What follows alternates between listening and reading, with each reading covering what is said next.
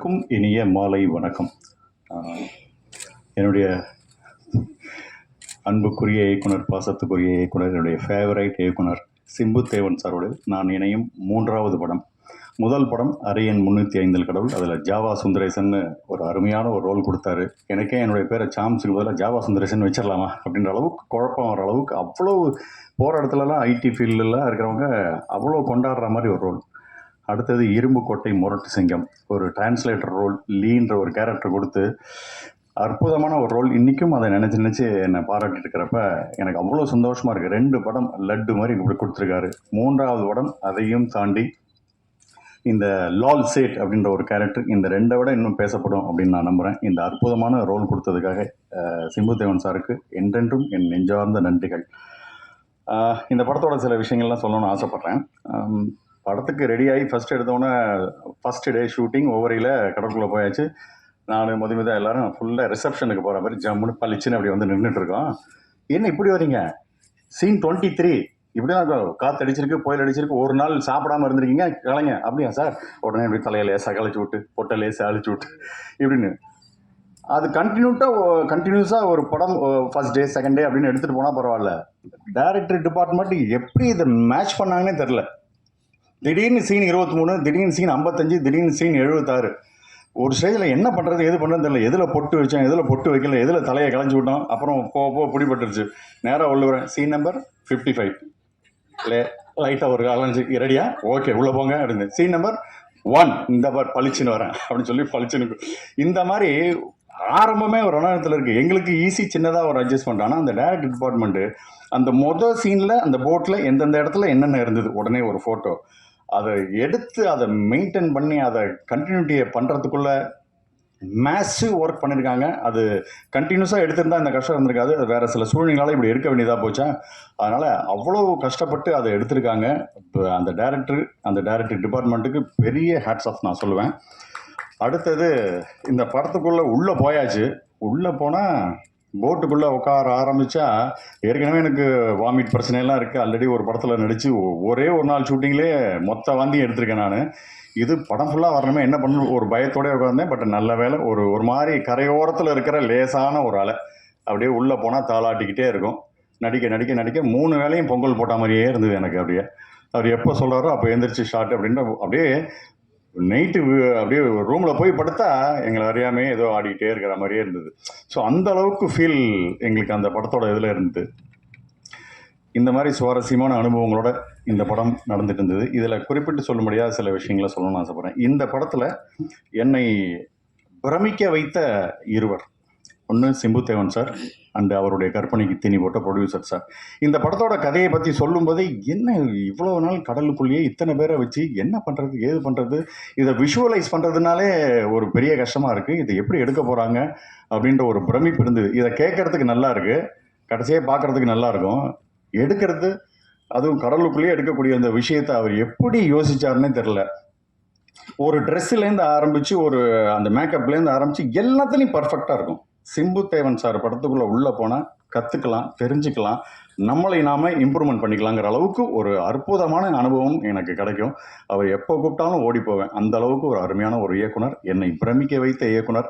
இவருடைய இந்த கற்பனைக்கு தீனி போட்ட அருமையான ஒரு பிரேம்குமார்ங்கிற தயாரிப்பாளர். இவங்க 2 பேரும் என்னை பிரமிக்க வைத்தார்கள். அடுத்தது இந்த படத்தில் என்னை ரசிக்க வைத்த இருவர், யோகி பாபு அண்டு ஹீரோயின் கௌரி. யோகி பாபு அழகான கதைகளை தேர்ந்தெடுக்கிறாரு. பலர் இயக்குநர்கள்ட்ட போய் அப்படியே பண்பட்ட நடிப்பை இப்போ வெளிப்படுத்துகிறார். ஒரு டைரக்டர் ஃப்ரெண்ட்லி ஆர்டிஸ்டாக ஆகிட்டார் அவர். அருமையான சட்டில் பர்ஃபார்மன்ஸ்லாம் அவர் பண்ணுறதை பார்த்து அவ்வளோ ரசித்தேன். தேர்ந்தெடுத்த கதைகள், தெளிவான சிந்தனை, தெய்வ பக்தியோடு அருமையாக ட்ராவல் பண்ணிகிட்ருக்காரு யோகி பாபு. பிரமாதம். என்னுடைய மனமார்ந்த வாழ்த்துக்கள் யோகி பாபுக்கு. அவர் தேர்ந்தெடுக்கிற கதைகள் அவ்வளோ அற்புதமாக இருக்குது. அப்புறம் கௌரி வந்து குறைந்த படங்கள் தான் பண்ணியிருக்காங்க. ஆனால் அந்த போட்டுக்குள்ளே அத்தனை பேரோடையும் ஈக்குவலாக அழகாக இணைஞ்சு நடித்தது. ஏன்னா அதை நிறைய பேருக்கு அங்கே உள்ளே இருக்கிற கொலப்புள்ளி லீலா, ஜெஸ்ஸி இவங்களுக்கெல்லாம் லாங்குவேஜ் ப்ராப்ளம் தமிழில், அது எல்லாத்தையும் டிரான்ஸ்லேட் பண்ணி அழகாக இணைஞ்சு வந்தது கௌரி.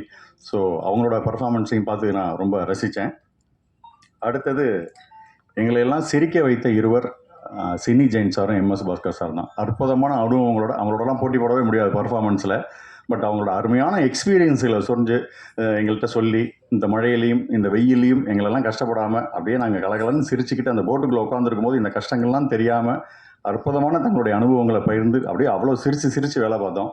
ஸோ டைரக்டர் கூட கொஞ்சம் கடுப்பாக இருக்கும், கொஞ்சம் ஷார்ட்டுக்கு வரீங்களாமா அப்படின்னு கெஞ்சுற அளவுக்கு அவ்வளோ காமெடிகள் அவ்வளோ இது சொல்லியிருக்காங்க. அருமையான விஷயம். அடுத்தது என்னை வியக்க வைத்த இருவர் கொலப்புள்ளி லீலாவும் ஜெஸியும். இவங்க 2 பேருக்கும் லாங்குவேஜே தெரியாது. பட் ஆனால் இந்த தமிழ் ஆட்களோடு சேர்ந்து என்ன நடக்குது ஏது நடக்குதுங்கிறத கேட்டுக்கிட்டு அற்புதமாக இணைஞ்சு வந்து அருமையாக நடித்தாங்க அவங்க. They are all very great. அடுத்தது என்னை துடிக்க வைத்த இருவர் மதுமிதா அண்ட் ஷாரா. என்னென்னா நடிக்கிறதுக்காக துடிக்க வச்சாங்க. நாம் அமைதியாக இருந்துட்டு அவங்க தூக்கி சாப்பிட்ருவாங்க போல இருக்குது. ஏன்னா ஷாரா விதவிதமாக காமெடி ரோல் பண்ணாலும் இந்த படத்தில் அவ்வளோ அப்படியே சட்டிலாக பர்ஃபார்மன்ஸ் பண்ணுறாரு. தூக்கி சாப்பிட்ருவார் போல இருக்குது. மதுவா அவங்க கையில் கை குழந்தையோட வந்து அந்த ஸ்பாட்டில் கஷ்டப்பட்டுட்டு இருக்காங்க. இருந்தாலும் ஷாட்டுக்கு ரெடினஸ்மாக அப்படி டான் வந்து அப்படி நிற்கிறது என்ன, ஜூட்டாக வந்து நிற்கிறது என்னன்னு, ஐயோ இந்த பொண்ணு தூக்கி சாப்பிட்ரும் போல இருக்கேன்னு சொல்லி இவங்க கூட போட்டு நம்மளை துடிப்போடையே வச்சுருந்தது அவங்கன்னு நான் சொன்னேன். அது மிகையில் அற்புதமான நடிப்பை வெளிப்படுத்தியிருக்காங்க. அடுத்தது என்னை யோசிக்க வைத்த இருவர் இந்த குட்டி பையனும் சுண்டலியும். இந்த படத்தில் அந்த குட்டி பையன் த்ரோட் எங்கள் கூட வந்துட்டு இவ்வளோ, அதாவது சின்ன எக்ஸ்பீரியன்ஸ்லேருந்து பெரிய எக்ஸ்பீரியன்ஸ் இருக்கிற பெரிய ஆட்களோடு சேர்ந்து அந்த பையன் நடிச்சிருக்கான். அவனுக்கு இப்போவே பல லாங்குவேஜ் தெரியும். அழ சொன்னால் கிளிசரினே இல்லாமல் அந்த பையன் அழுவான். ஸோ அப்படி ஒரு நடிப்பை வெளிப்படுத்தக்கூடியவன். பிற்காலத்தில் பெரிய ஹீரோவாக அந்த பையன் வருவான்னு நான் இன்றைக்கி வாழ்த்துறேன். அதே மாதிரி சுண்டலி, இத்தனை பேருக்கு நடுவில் அழகான ஒரு சுண்டலி நடிச்சிருக்கு. வழக்கமாக சுண்டலினா ஜம்ப் பண்ணி தாவி குதிச்சு அங்கங்கே ஓடும். அந்த சுண்டலையும் பொங்கல் போட்ட மாதிரியே வரும். ஸோ வான்னு கூப்பிட்டா வரும், தோலில் ஏறினா தோலில் ஏறிடும். அப்படியே அமைதியாக நிதானமாக பாம்பு மாதிரி படம் எடுத்துகிட்டு இருக்கோம். அது அந்த மாதிரி ஒரு அமைதியான ஒரு எலி. ஸோ 2 பேரும் என்னை யோசிக்க வைத்த இருவர். அடுத்தது என்னை மயக்க வைத்தது அந்த படகும் அந்த கடலும். சும்மா அழகான ரம்மியமான ஒரு சூழலில் அற்புதமான ஒரு செட்டப்பு அருமையாக இருந்தது. ஸோ இதற்கு பிறகு என்னை சிலிர்க்க வைத்த இருவர் ஜிப்ரான் சாரும் அண்டு ஒளிப்பதிவாளர் மாதேஷ் சாரும். ஸோ இயக்குனரோட அந்த கற்பனையை ஒளி வடிவத்திலையும் அழகாக அப்படியே கொண்டு வந்து திரையில் அண்டு உணர்வு பூர்வமாக கொண்டு வந்து கொடுத்துருக்காங்க. They are all great. அட்டகாசமாக ஒர்க் பண்ணியிருக்காங்க. ஸோ இவர்களை தாண்டி இயக்குனர் டீம், அந்த இயக்குனருடைய வலதுகரமாக இருந்த கருப்புசாமி வேல்லேருந்து ஆரம்பித்து அந்த இயக்குனர் டீம் மற்றும் தொழில்நுட்ப கலைஞர்கள், அது மாதேஷ் சார் சொன்ன மாதிரி அந்த மீனவர்கள், அவர்கள் மட்டும் அந்த போட்டை ஆடாமல் அது ஃபுல்லாக தண்ணிக்குள்ளேயே ஊறி போயிருப்பாங்க. அப்படியே ஊறி கையெல்லாம் சொதன்னு ஆயிருக்கும் அவங்களுக்கு. அப்படியே த்ரூ த ஷூட்டிங் அப்படி இருந்திருக்காங்க. அவங்க அற்புதமான பங்களிப்பை செஞ்சுருக்காங்க.